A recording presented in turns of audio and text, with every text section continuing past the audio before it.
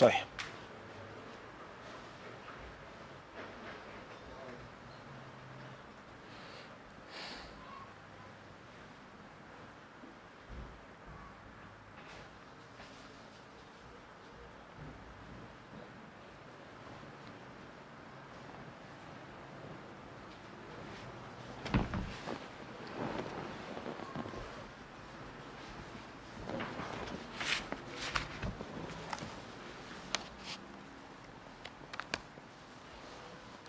بسم الله الرحمن الرحيم. الحمد لله والصلاة والسلام على رسول الله وعلى آله وأصحابه أجمعين. أما بعد. السلام عليكم ورحمة الله تعالى وبركاته.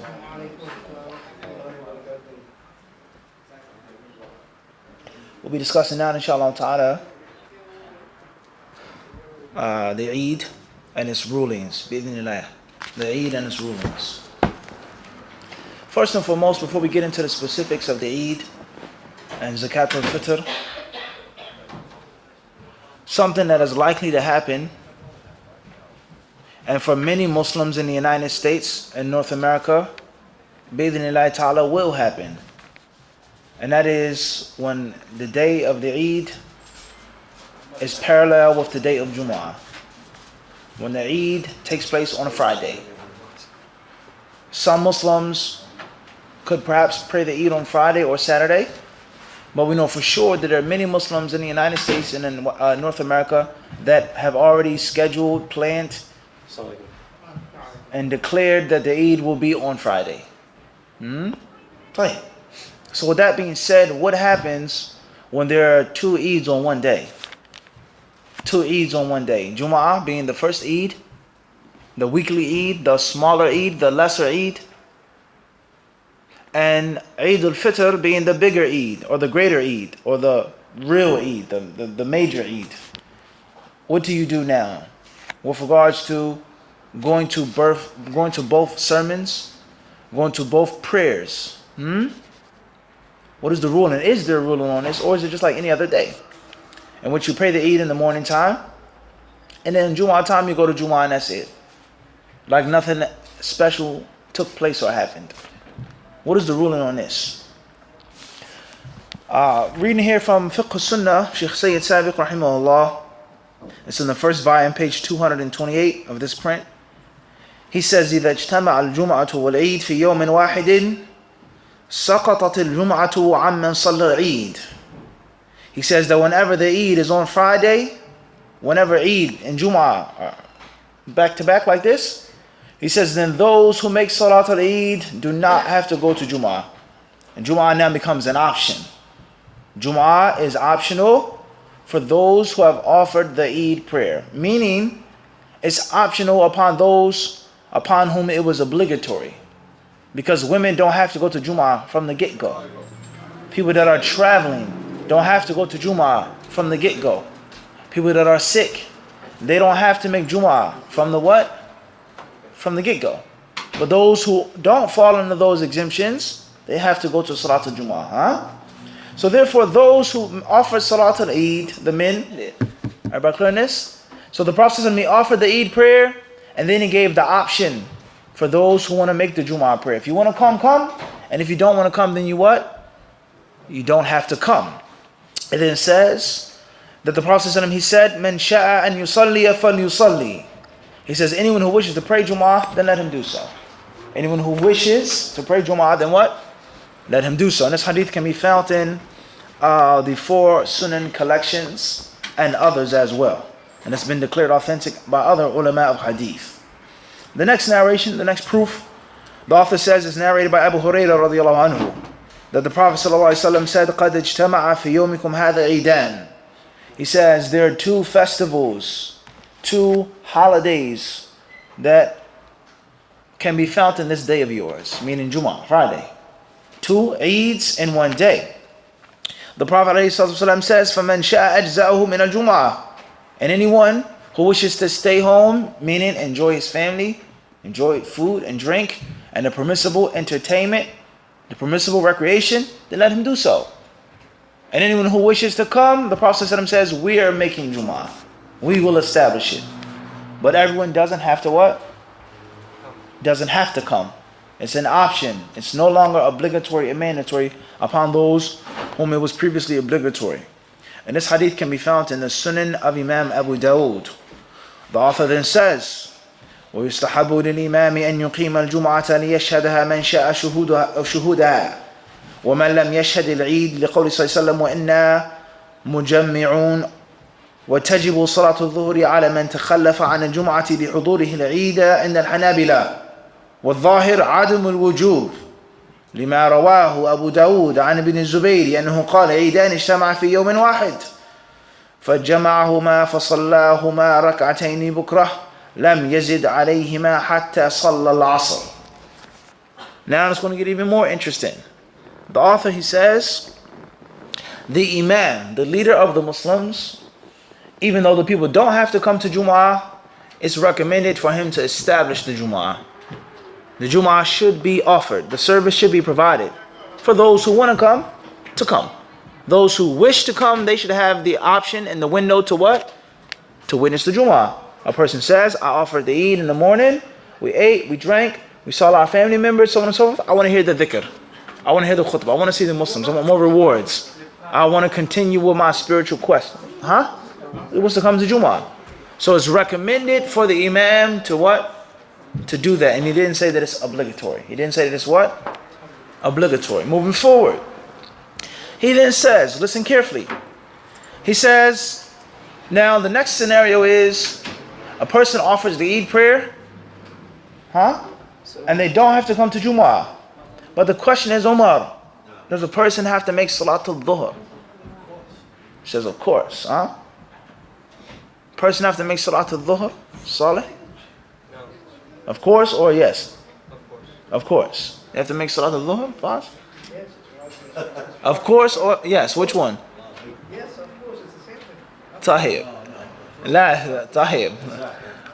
A person has to make dhuhr, yes, it's obligatory, or of course? Nah, we gave you votes already. Khalas. Moving on to the next. What you say, Sheikh? Yes or of course? Not of course, but yes. Tahib. The author, rahimahullah ta'ala, he says, those who stay away, he says, tajibu salatul dhuhr. He says, those who don't attend Jum'ah, they must do what? They must dhuhr. According to the Hanbali scholars, the ulama of the followers and disciples of Imam Ahmad in his school of thought, which proves that it's not what? Consensus. That it isn't an issue of what? In which Umar says, of course. Then you can say consensus. He said clearly haram acts. Clear misguidance. People that are clearly off of the sunnah, such as what? Give me one thing which this person is clear off the sunnah with. What? What innovation have they made? What bid'ah did he make? This is what they say. This is what they say. The people, they say clearly. What's clear about it? Person has clear mistakes? Mumkin. But for someone to be a person of innovation, I mean they have to have made and practiced, and they're making and practicing what? Innovation. What is the definition of innovation? Not sitting with the people's You get it now? It's a huge difference between the two. So of course you would say about an issue of what? Consensus. You would say of course about an issue of what? Consensus. So he says according to the Hanbali scholars, they have to make Salatul Dhuhr. The author's view, the author's opinion, Sheikh Sayyid Sabiq, he says, وَالظَّاهِرُ عَدْمُ الْوُجُوبِ. He says, and that which is apparent and obvious is that they don't have to make it. They're exempt from making. And now let's ask ourselves the question, Umar, since you jumped out the jet and said, of course, those who make the Eid prayer, all right, what is the ruling on congregational prayer according to you? For those who live in a vicinity of the masjid. Clear. So where are they going to make Salatul Dhuhr if they don't want to go to Jummah? Think before you move. You must think what? Before you move. Listen carefully. Listen carefully. Listen carefully. The Imam, the Prophet ﷺ, he said those who want to come to Jummah can what? And those who don't want to come don't have to? Clear. So someone says, I'm going to take this rukhsa, the Prophet's concession, his allowance. I don't want to pray Jummah today. I don't hate Jummah, but I want to take what's permissible. Right. And the masjid is close to me, 5 minutes away, 3 minutes away, 10 minutes away, whatever the case may be. If I go to the masjid for Salat al-Dhuhr, that means that I'm going to go to the masjid for what? So what's the purpose of the first two hadiths?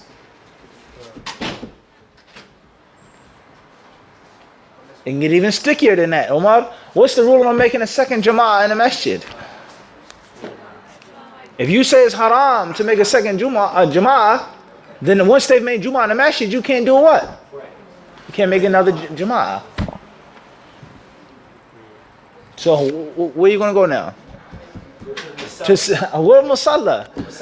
There is no Musalla. It's Jummah. It's Friday. The masjid is 5 minutes from my house. There's no Musalla. Abu Saeed, there's no what? There's no Musalla. No, I think it's... And then you making up stuff to make the fiqh make sense now. La, he said Jummah was wajib in the masjid. Everybody clear on this? There's another issue that's even deeper than that now. Salatul Jumu'ah. Is Salatul Jumu'ah and Salatul Dhuhr, are they the same prayer? Or is the substitute of Dhuhr Jumu'ah? Listen carefully to the question. Listen carefully to the question. Is Salatul Jumu'ah the substitute for Salatul Dhuhr? You say yes. You say yes? It's not. It's his own prayer. What you say? Solid. Huh? Just be mindful of what you say. When you touch the piece and you move it, there's no what? There's no taking it back. Huh? So that's the issue of khilaf among the people of knowledge. They differ on that issue. Is Jumu'ah and Dhuhr, is Jumu'ah a substitute of Dhuhr? Many ulama, Shaykh ibn Uthaymeen, if you want a household name, if you want the name of a scholar, he argues and he mentions several points that Jumu'ah is not the substitute of Dhuhr. And it's his own prayer with its own rulings, its own identity.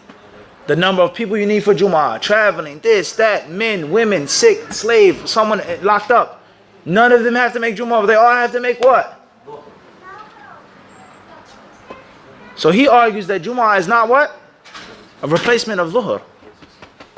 Another issue, going deeper, is when you combine Salah together because of the rain.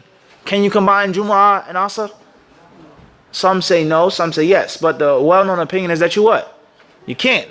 Which is another proof that Jumu'ah is not the substitute of Dhuhr. It's his own prayer. Alaikum salam to Allah. Everybody clear on this or not? Everybody understand this? So for you to say, of course, you don't have to make, of course you have to make Dhuhr, is not so much what? It's not so much of course right now.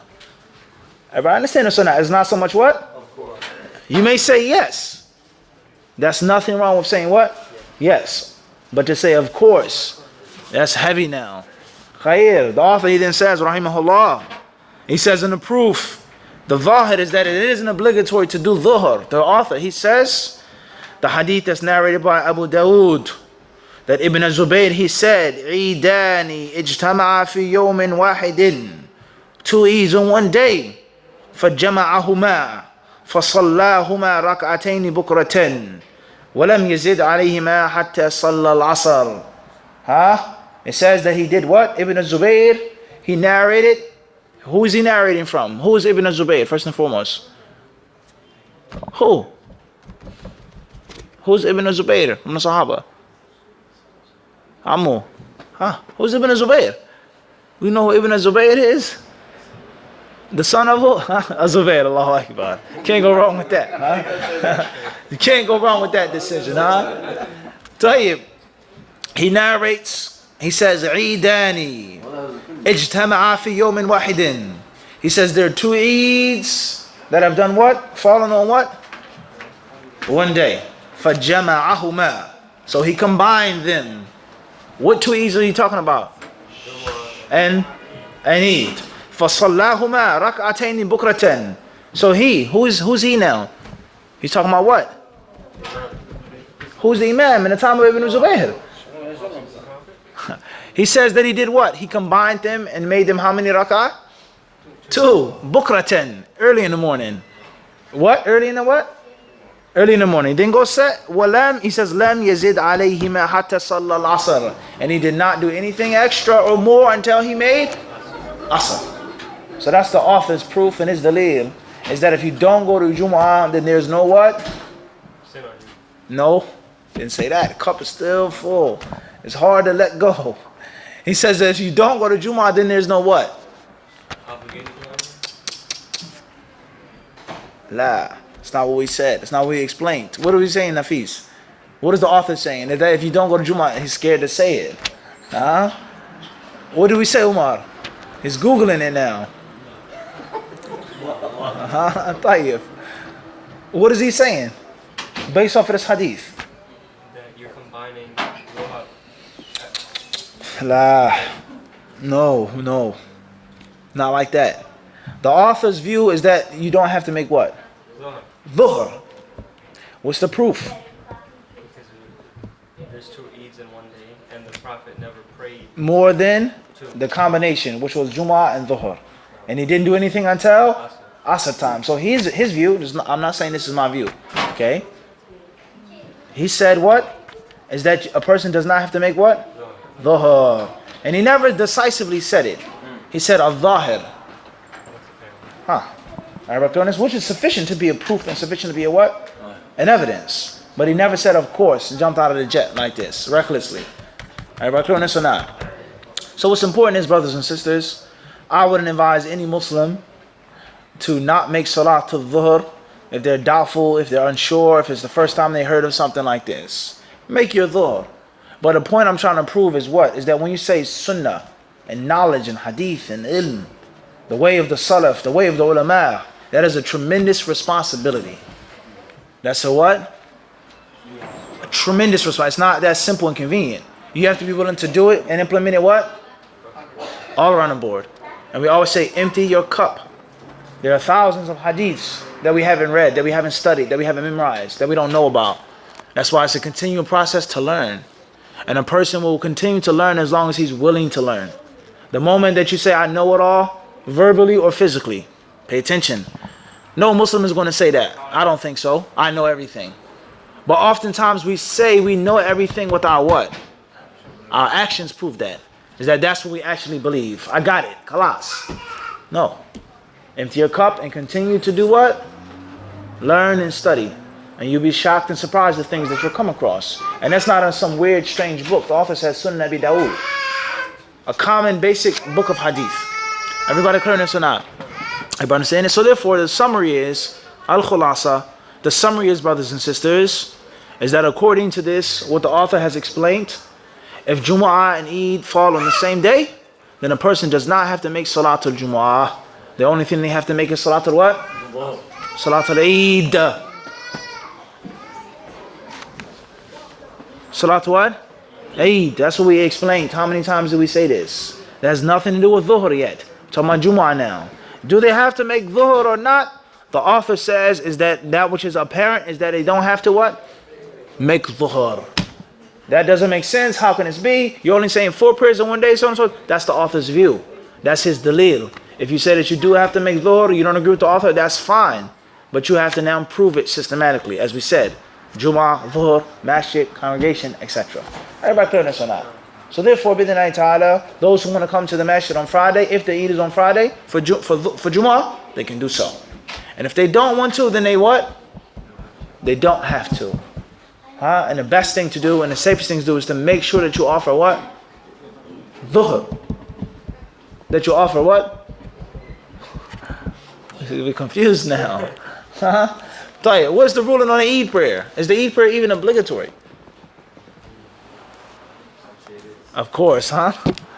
Some say it is, some say it isn't. What's the ruling on Eid? Do we have to make Eid? Or is Eid an option? Huh? Khairan, inshallah. We'll stop here tonight, bidhnillahi ta'ala. And hopefully we'll continue tomorrow morning after Salat al-Fajr. Bidhnillahi subhanahu wa ta'ala. What's important is that it's my job to throw confusion towards you. That's my job. It's my profession to confuse you. Because confusion leads to thought. And thought leads to research. And research leads to knowledge and information. And information and knowledge leads to practice. And practice leads to wisdom. Everybody understand this? I'm not going to give you every answer and tell you simply and easily. I want you to think. I want you to be confused. I want you to scratch your head, research, dig, investigate more. And more importantly, even if you don't wish to investigate or dig or scratch or anything more, it's to realize how vast and endless the ocean of ilm is. It's endless. There's no limit to it. Be the nice part. The more knowledge that you have as a Muslim, as a layman Muslim, as a student of knowledge, as an imam, as a scholar, the more light you'll have in your heart and in your eyes, your Islam. You'll be able to practice Islam better. You'll be able to teach and propagate Islam what? Better. And that is because knowledge is the sign that Allah Azza wa Jalla wants good for the servant. When Allah wants good for the slave, He gives him ilm. He gives him what? He gives him knowledge. And Allah subhanahu wa ta'ala surely knows best. Walhamdulillahi rabbil alameen.